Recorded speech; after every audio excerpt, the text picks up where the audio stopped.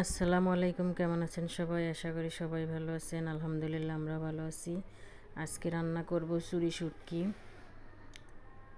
এই যে শুটকি রান্না করার জন্য এখানে আমি শুটকিটা কড়াইতে ভেজে নিয়েছি, নিয়ে ওই ভাজা কড়াইতেই পানি দিয়েছি, জানি ওই গরম পানিতেই শুটকিটা পরিষ্কার করতে পারি সেজন্য।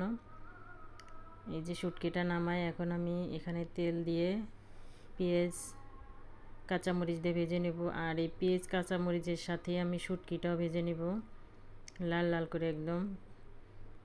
এই যে একটু আদা রসুন বাটা দিয়েছি, দিয়ে এখন শুটকিটা সুন্দর করে এটার সাথেই ভেজে নিব। ভেজে তারপরে হচ্ছে পানি দিয়ে অন্য অন্য মশলা দিয়ে তারপরে কষানো হবে।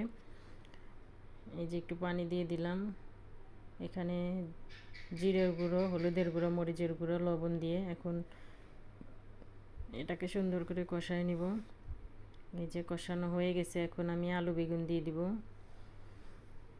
আর এই বেগুনটা কিন্তু আমার ছাদের গাছের। এই যে বেগুন আলু দিয়ে এখন সুন্দর করে কষায় নিব। আর এভাবে শুটকি রান্না করলে কিন্তু অনেক মজা হয়। এই যে বেগুনটা কষানো হচ্ছে, দেখেন কালারটা অনেক সুন্দর হয়েছে। আর শুটকি দিয়ে আলু বেগুন মজা হয়। এই যে কষানো হয়ে গেছে, এখন জলের জন্য পানি দিয়ে দিব।